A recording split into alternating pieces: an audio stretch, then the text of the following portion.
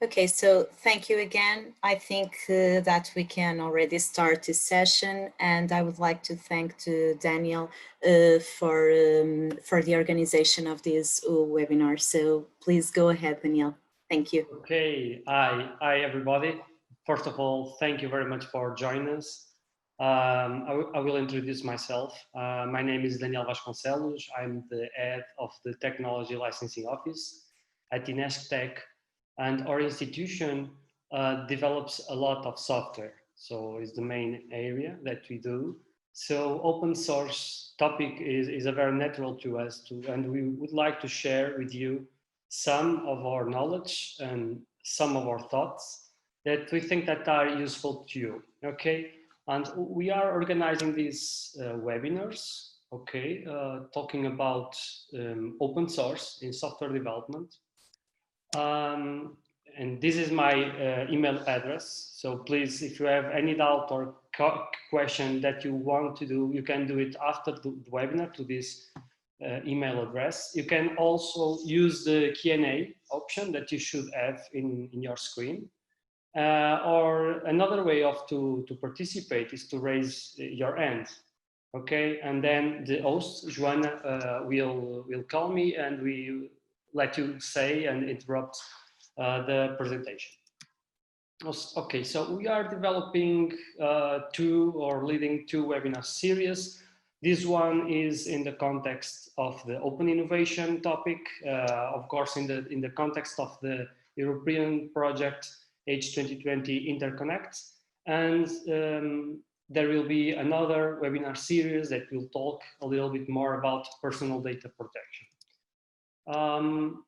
Okay, it will be organized every 2 months.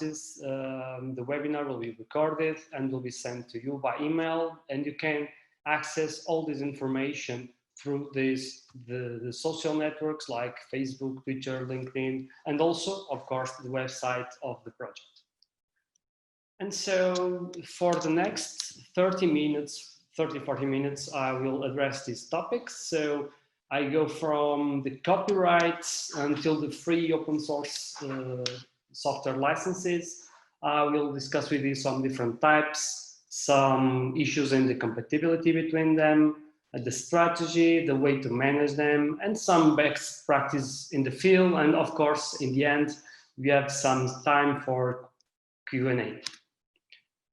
Okay, when we think about software development, we can look at it as a flow of that we start from a need, and we will do different steps until we have a final product or service based on software to deliver to our client or to our customer.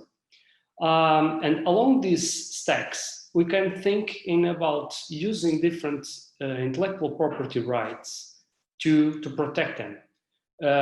If we focus on the first steps, we are talking a lot about secrets, okay? So that kind of information that we keep inside the lab, inside the teams, and then we can start to document it a little bit. We have now some code that are being developed, and we are starting to talk about copyrights. And copyrights cover a lot of things, from the code until the manuals, the comments, and so on. Okay, we have patents for software, of course, but patents just cover the function, okay, not anything else. And in the end, you can think also into use trademarks. Many of you know, like Microsoft Windows, iTunes, and a lot of softwares that have a brand, and they are very well known by them. Okay, so starting by the copyright. Copyright is a very wide field because it covers many artistic works since books, dance, music, and also software. Okay, but the basic law, the law that is in the roots is quite common to all these fields, and that increases difficulty of managing it even in an international way. So different countries have different laws, and sometimes this is a little bit tricky. Okay, but we'll focus on softwares. So it protects the creation, not the ideas. So you have to put in practice, you have to execute, you have to show, not to just have in your mind. And the registration is not mandatory, but I recommend it in some cases. So if you write the code and you put your name or the name of your faculty with the dates, that should be enough to have a registration, okay? But in some contracts, when you want to transfer or give your code to a company or to another institution, it would be nice to have a registration. There are some institutes or some governmental agencies that do that kind of work. So you put a copy there with a copy with your name, and if in the future there is any issue in the court, so they can go to that copy and to look at it and say, what is in the contracts and understand where is the deal, where is the problem. Okay, so once again, copyrights protect the creative expression, not the function. The function are reserved for patents. Okay, and then we go to licenses, and I'm of course you are familiar with this kind of licenses. There are different licenses according to the different types of content that we are dealing with. I'm sure that you know Creative Commons. They are used in images, videos, music, and there are Creative Commons attribution, share alike. There are a wide range of options that you can use it. There is the free open source software licenses for software that I will talk in the next minutes. And there are, of course, also open source hardware licenses that are for the physical part of the things. We can range about software licensing. We can start here on the left by a known restriction.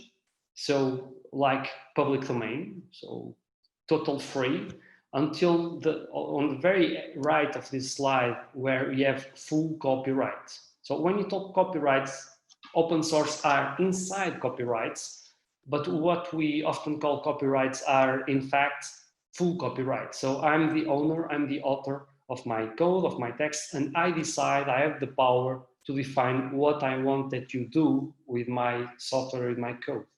Okay, then we can start increase and become more permissive. So the freeware and shareware, where I keep the owner, but I can give it for free, so at no cost. And then I start to go into the free software or open software with these different type of licenses that we will see in the next slides. I would like to contrast and make it clear to you the difference between free open source software and open source software. So there are essential freedoms. The first of them, the use. So you can use without restriction. Doesn't matter if you are a private company, university, individual, no matter. So total freedom to use. The freedom to copy. You can copy it how many times you want. You can have access to the code, so to study it. And that is important for many times for security reasons, for contributions. That is a very important freedom that are exploited by many people, many researchers, and also many companies. But the difference relies in the freedom to change the code. So in open software source, I can see the code, but I cannot change it. When in FOSS software, I can change it, so I can fine tune it, customize it to what I like, and that is the big difference. So when here we say free, is free as in free speech, not as in free beer. So it doesn't mean that software is at no cost. So, and there are some popular myths here that if I incorporate open source in my software, I want to commercialize it. The other myth is I can charge money for FOSS. The third one is if I incorporate FOSS in my software, I will be obliged to publish my source code, and FOSS has no copyright restrictions. And all these sentences are false, they are wrong. So you can commercialize it, you can charge money, you can incorporate open source and not disclose all your source code, And there are also copyright restrictions in open source. There are special licenses that are quite standard and accepted in many countries, but they have rules. So the first one is the public domain licenses.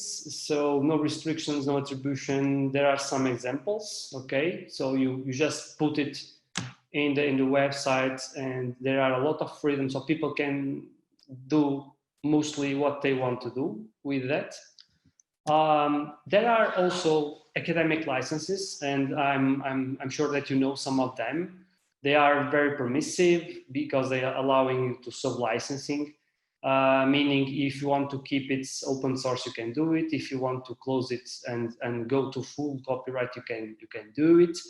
The only obligation that you have is to attribute authorship. So you have to recognize the work of the people that have developed this library, this code, but you cannot use it MIT or Berkeley University trademarks to promote your code, okay? So you have MIT license, BSD, Apache licenses are good examples of academic licenses. The main advantage is because they enable diffusion. You can have your papers cited. They are quite adaptive, so your work can have impact on the work of other people. The contracts means the license text is very simple, is quite short in comparison to the others one that we will see, namely GPL. But the main drawback is that you lose control when you diffuse, meaning, okay, you develop a tool, but you cannot avoid that the company use it, close it, or develop improvements and doesn't notice it, doesn't disclose it or share with the community, okay? There are also contextual licenses. The part of the copyleft clause depends on the context. It depends on the linking. So this kind of examples, we are talking about LGPLv3. It depends on the way as this library is being used in the software. It is good because it's very compatible with other licensing schemes, but it can be sometimes in practical means technically complex. So sometimes it's not very useful from the technological point of view do it in this way, but there are these two softwares like LibreOffice and VLC Media Player are very popular softwares that use this kind of licenses. It's okay, these softwares, they have not just one license, they should have many small components inside that they have their own license, and then someone has to check the sum of them and to then decide what license they will disclose the full source code or not of the main software. And that is very important. So reciprocal license. The main feature of this kind of license is that there are very famous examples like GLP v2, v3, Affero GPL. It means that when you distribute any kind of software under GPL or reciprocal license, it means that all that will be developed further, so all further improvements that you do have to be licensed under the same terms. So you cannot close it and go to full copyright, unlike MIT or BSD. And that is because the people that develop these licenses, they must be sure that this kind of software remains free, free as a bird, so that what we call here as secure the commons. So make sure that anyone will close it and it will be contributing for the community. And we have this kind of statistical program, the R, WordPress, Linux, and many other examples use GPL licenses. But that has an impact on commercialization. If you are a company or you are working in that field, maybe you have been told that they are some licenses they don't want to have GPL code in their software. So it is kind of trade-off. I would like also to talk with you with this special license. Maybe you know it, maybe not. That is the European Union Public License. This version 1.2. It was a kind of license contract that was written and developed by the European Union. And that is similar to GPL3, okay, but it has a different kind of features. Maybe the first one is that it is compatible with many other licenses, okay, so it works quite well. It has other very interesting advantage is the fact of you have versions in 23 different languages, namely all of the European countries. So that means that if you have a case in the court, in European courts, the chances or the odds of being successful or understanding what is written in the license are bigger than when you use GPL3, that is an American license, okay? And it is a difference here because it also covers it has effects in the network, because if you are a dynamic link, GPL3 does not cover this kind of approaches, but UPL has this kind of protection, so it has an impact if you have a software as a service product or software. If you want to know more about the differences between this license and GPL3, you will find it here in this link, where there is a very nice analysis and comparison between these two. But yes, it is a very interesting license to consider, namely in the context of European projects. Okay, about the compatibility between these kind of licenses, as I told you, there are different types. The more permissive, where we can find the academic licenses, then the weak copyleft, where you can find the LGPL and Mozilla public licensing here, and then strong copyleft, the so-called GPL licenses, and also this kind of extreme license with network effect, that is AGPL, but also European Union public license is in this sector here. I have here some notes about this, the fact of some licenses as this clause or term about the compulsory license on the patent. So for people that has patents in their software, this Apache 2.0, LGPL3, GPL3, and AGPL3 may have an impact, because it says that you must give a free license on your patent to the people that want to develop that software, so it has an impact on your commercialization options. Okay, but software, we use open source software because we want to use tools and to develop very fast and use the work of and the effort of others to do it better and faster. Okay, and then what the final result will depend a lot on the type of licenses that you are using. So when you are using a software, we do this kind of open source compliance analysis, when a researcher from INESC Tech do is send a list of all the open source libraries that they are using, the way as they are linked to their code, if they are embedded or static linked or dynamic linked, and the license type that is of this library. And so if you have this first situation where you have a piece of your software and you want to combine it with a GPL, you can do it, yes, but you have to be sure that there is a strong separation between them, okay?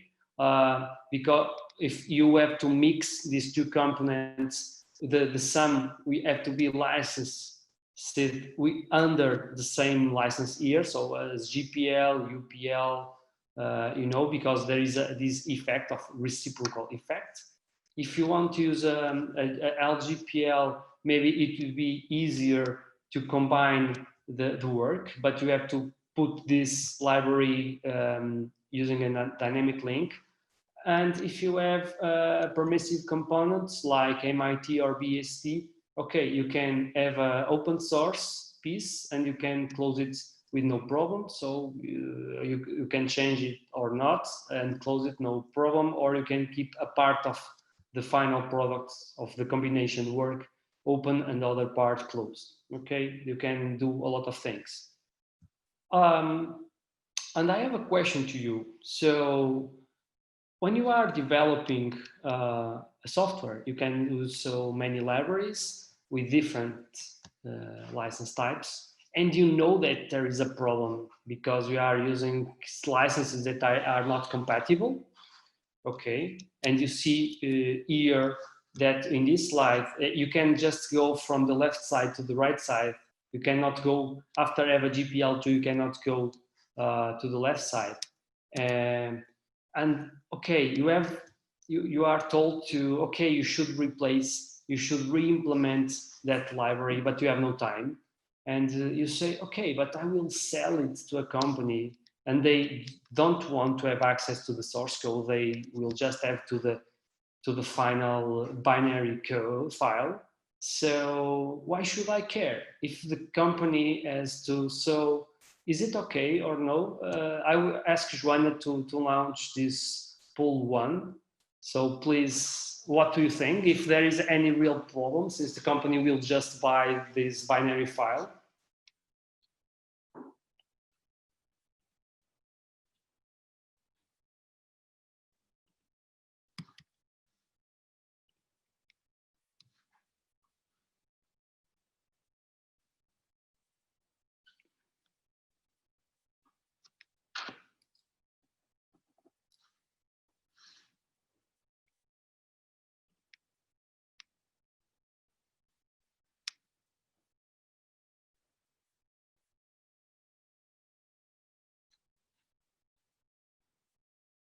Okay, yes, and very well. So the most part of you say that, okay, that yes, there is a problem there.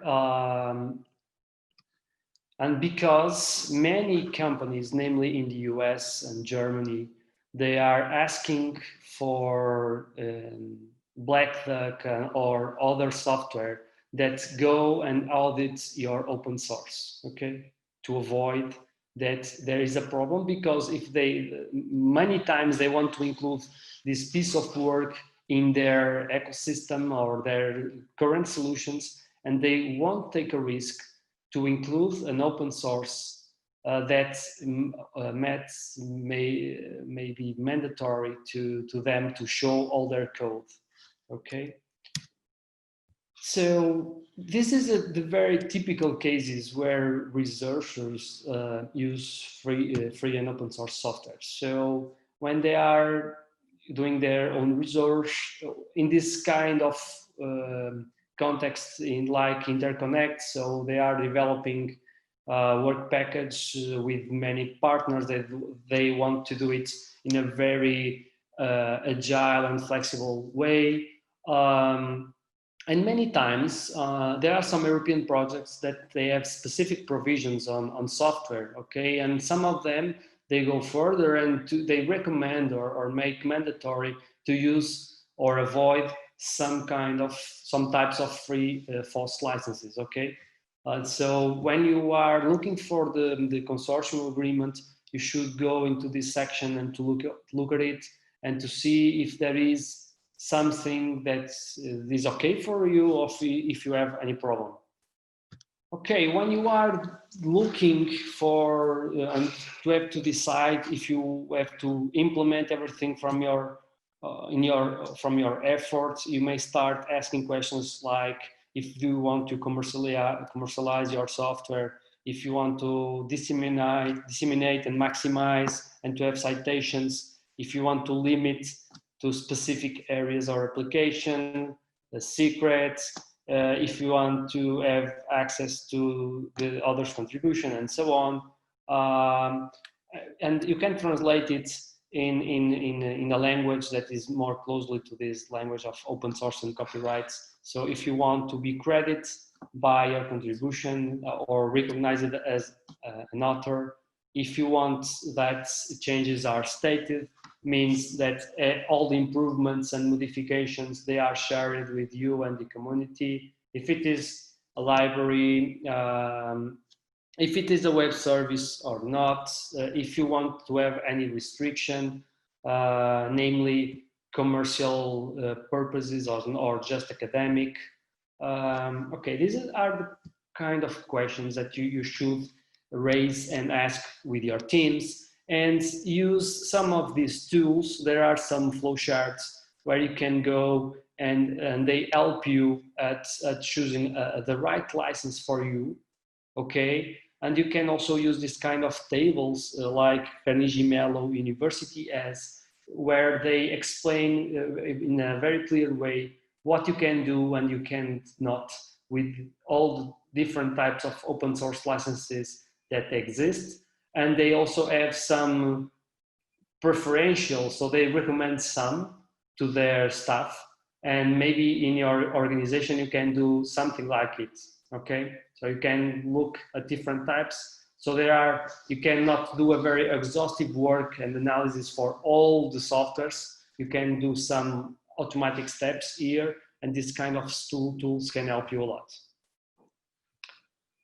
There is also here a real case that I have to you, and that is, you have a company that released software, namely in 2017.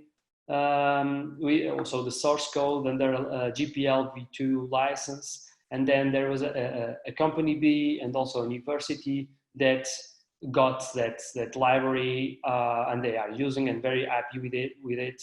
And then in 2020, the company A decided I will remove it from my website, from my Git, and there are some questions here.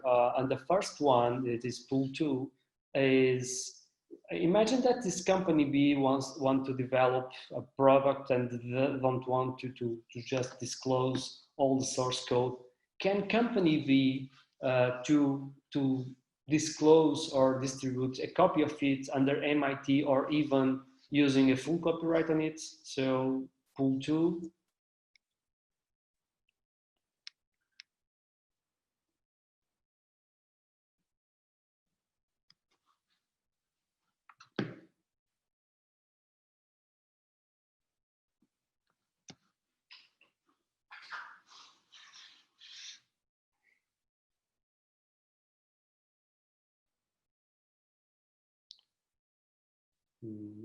We are waiting for the results.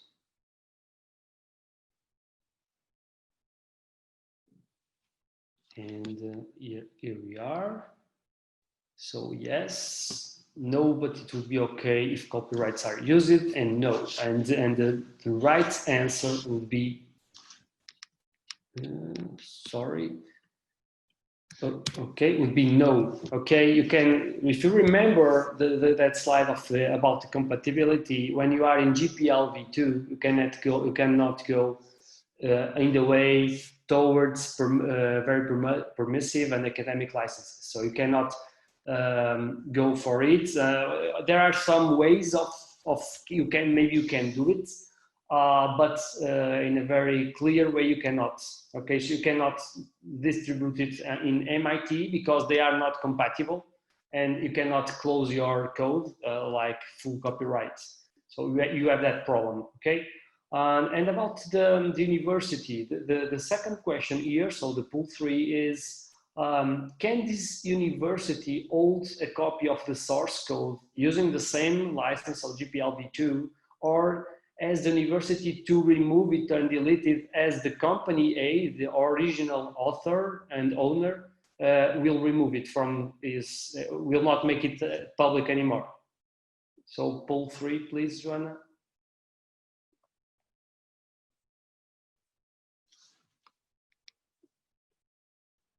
Mm-hmm.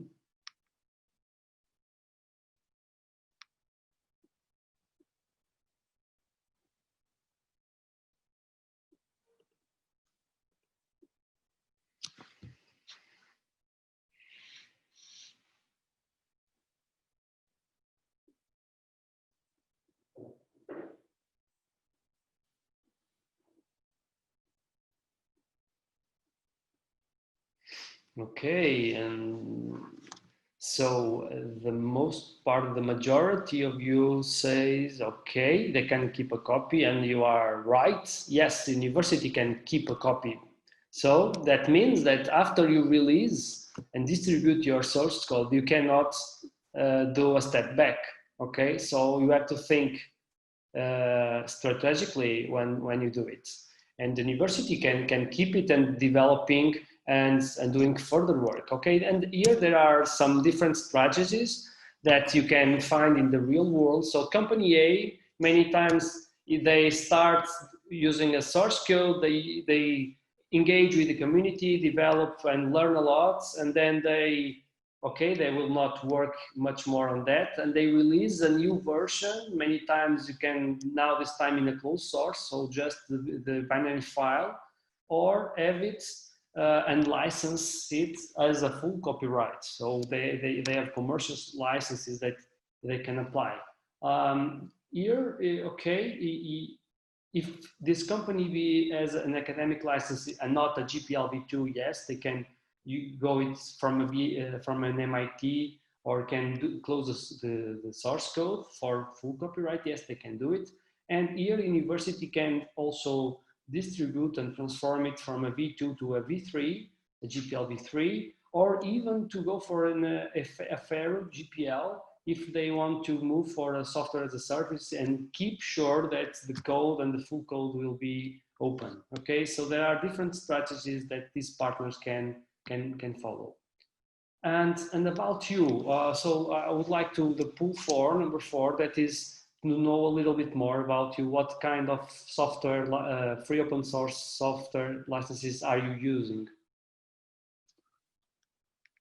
You can pick more than one. So, and you can scroll it because maybe some of you are not using open source.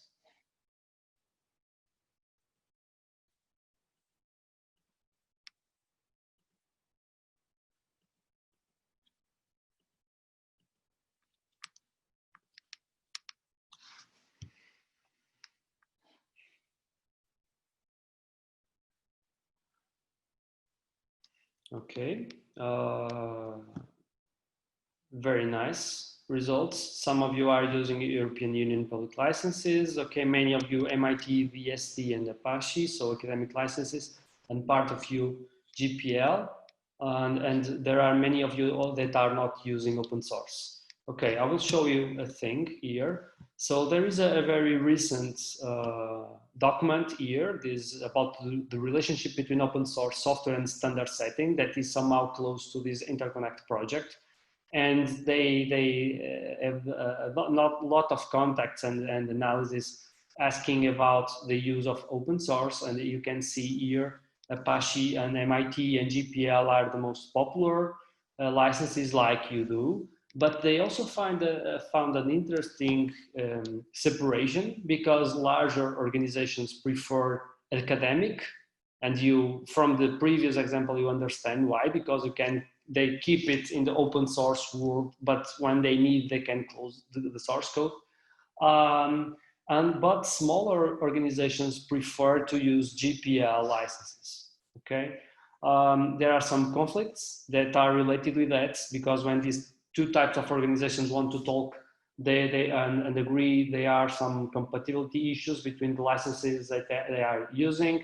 There is the reciprocal effect of GPL licenses, and for some of them, maybe Apache is an academic and permissive license that has that kind of free patent license embedded, that can raise also some problems when you are working in some fields like ICT with these patent pools and so on. So please be aware that can be some challenges here. The document is very extensive, so hundreds of pages and with very useful information. I truly recommend you to go through it. This is a case that, so why should we care about open source management? Because when we infringe it, it can be very costly. Okay, it is famous case about that is Cokinetic versus Panasonic. They It is a case that is related with in-flight entertainment system. Panasonic has a majority position in the market, but they use software that are under a GPL v2 license from Cokinetic, and so they were obliged to disclose the source code and the combination work. So not just the component of Cokinetic, but the full software. And Panasonic say no, but the court then make Panasonic pay for up to 100 million US dollars just in damages, because they block the access of Cokinetic and other companies of developing solutions for this kind of in-flight entertainment systems. So some best practice that you can use. So please train your software developers on these topics. There are some webinars on the website, on the internet. There are some organizations like ASTP that do every single year a course of 2 or 3 days on that. Maybe in January they will do it. Now with COVID and this remote question, I don't know, I'm not sure, but it is very likely that they do. Spend some time in reviewing the open source licenses that you are using. Now GitLab and GitHub have some tools that you can ensure it. So you can, as project manager, you can define what licenses can be used and the ones that can't. And understand what components you want to make it available under open source licenses, the full software, just part, that kind of strategies of keeping everything together or keep it very well separated. Many times it is a good approach. There are also some strategies that you can think for your business. Many of you, I know, that use dual or multi-licensing. What that means, I can release a software under a GPL or any other other license type, sorry, and then you can offer a commercial license for someone that wants to use at no cost or paid. Is up to you, but is a way of combine and so to use and profit for the advantages from these two different worlds.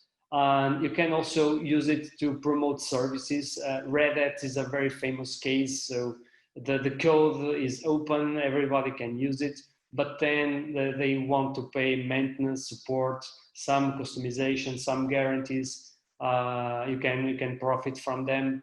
And you have a different case for WordPress. So this software tool to develop websites that is also for free at no cost. But then you have to pay if you want to hosting services, backup, premium upgrades, and so on. I also want to disclose to you, maybe of you also know it, so the European IPR All Tasks, so it is an initiative from the European Commission and the Enterprise Europe Network. There is a helpline, so free of charge, first in line, support for SMEs, but also for partners involved in the European projects. So you can contact them by email and you have a response in 3 working days, even about not just open source questions, but about IP in general, so trade secrets, databases, patents, and so on. And they have, it is very nice fact sheet just about how to manage software developing. So, and they give us some general recommendations. So this kind of developing multiple licensing strategies, considering the software life cycle, this managing the compatibilities between licenses, documenting and tracking all the components. That is very painful, I know, but I totally recommend you. And keep someone inside the team auditing the source code, okay, to avoid big mistakes in the future.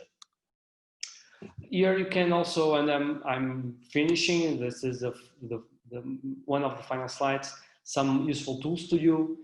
There are the Black Duck, that is a paid solution, but you can find some solutions at no cost. So scan code and Fossology can help you at keeping the compliance. So you scan your code and you will find some pieces of other libraries and say what license types are there. there is this website called Choose a License, as the name says, help you decide in a flowchart.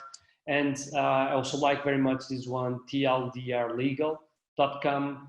When you don't understand the text, and we didn't address that in this webinar, all these terms that are legal, so are legal contracts, in this website, you can find it in a simpler language, so you can understand, and they try to structure it in topics, and it is I use it very often to understand and to compare different licenses.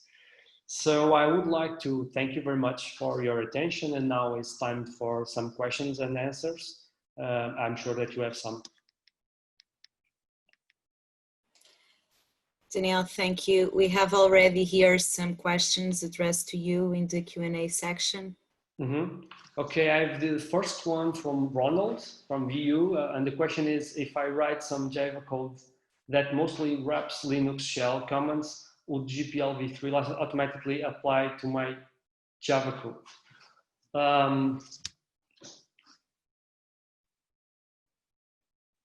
What you mean to write? Okay, I'm not a software developer, so the term wrap is not clear to me. It means if it is somehow embedded or in the static linking, yes, GPL3 using. Okay, thank you very much, Romo. Yes, it will apply. But if somehow you can put it in a dynamic way, so it doesn't go in a runtime, okay, so you have no problem. But that depends on the way as the different components are linked. Many times you can rethinking ways of implementing things to avoid this kind of stuff. But the answer is maybe yes, likely yes. And then I have a second question from Milenko. Does FOSS strategy for project outputs clash with potential IPR and patent submission? Not at all. I think they complement each other. It depends on the timing, okay? What patent covers just function, okay?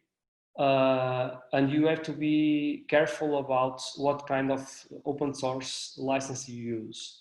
But we have a case here that we have a patent on software, and we are disclosing and publish the full source code so people can use it and try it for free, okay? And they can use it. But when there is a commercial partner interested in to use it, you can go with a patent using a dual licensing strategy, and you can give them or sell them a commercial license together with the patent. And this way you can boost these two different types of protecting your intellectual property. I see FOSS strategy as a way of making your work visible.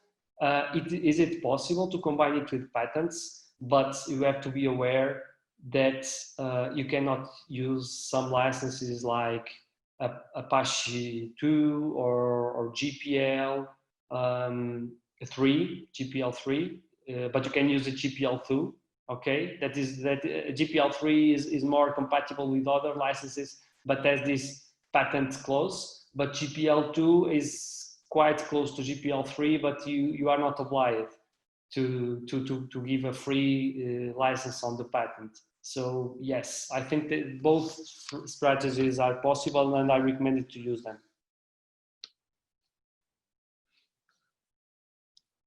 I don't know if you have other questions.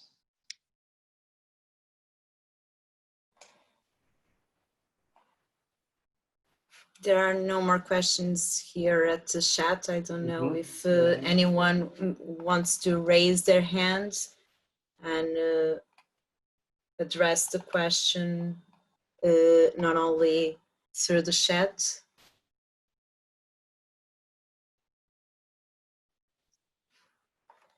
Yeah. So I think you were pretty clear, Daniel. Doubts will appear next days when they start to talking with the software developer, and asking, oh, what we are doing about this thing, about open source compliance. It is a topic that is rising now. Many universities are doing their way, starting to understanding much and raise awareness on this topic and doing some kind of assessment. And when they start to interact with other companies, and I say, oh, some of our knowledge is secondary or is the result of some mistakes that we have made in the past. And when we start talking with companies in the US and Germany and looking for the cases in the court, okay, we have problems. I think now we have two questions. Yeah. Okay, and the first question is, can I invent my own license? Like this code may not be used for military purposes. Yes, you can. You can do it. You can invent raw null license. The question is, who accepts raw null license? If you go into Wikipedia for these licenses, you will see that there are some foundations and organizations that recognize these licenses. So there is an agreement. So people read the text, understand what there is, and accept that conditions. But when you are talking about some less popular licenses or some individual licenses, that is a different issue. You can use it. You can have your terms. So I do business in that way, and you invent your own license and you apply it as a template. Okay, but it's not. You have to be recognized for third-party organizations, so you can other people can use it and be somehow confident if they can enforce their rights and obligations that are inside that text.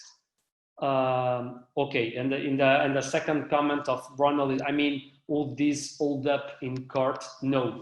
Okay, it depends on the courts. Okay, that is a very good advantage of the European Union public license, is that it must work in all European courts, okay, in all countries, because imagine in Portugal, if I go to the court with a GPL, they will say, look, but the text is in English, it is very long, and I'm not that sure that you have understand or understood everything that is there. So they have to ask to translate it to Portuguese. There are some terms that are not, they have not exactly the same meaning in Portuguese, and there is a mess, and the case is weaker. But when you have an original licensing written in more than 20 languages, that is a very good advantage, okay? Because people understand and it will work in court.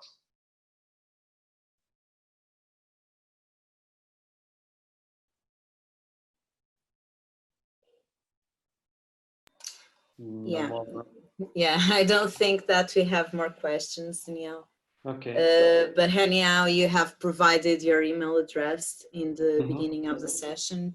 I don't know if you can write it, please, on the chat again, so that everyone has access to it. Because I don't know if I'm allowed. Okay, chat here. Yeah. Okay, all finalists, so I will write it down. I will try to answer in next days. Okay, Great. but yes, email me, because many of your questions challenge my knowledge. Okay, so some of them, okay, we have made that way and we know the answer right now. Some of them, I'm sure that many times I have to have access to more information or more details, and other times I have to study. And that is great, to study more and to learn more about this topic. So thank you so much, Danielle, for this webinar, and thank you so much for the audience for joining us today here. Let me just say that the webinar has been recorded and it will be available in a couple of days on the website, and we will also send you an email saying that you can already see the link and the video available. So thank you everyone, and we will talk again for sure if at least with Danielle, if you have some doubts. Okay, thank you again. Thank you very Have a much. nice day. Stay safe.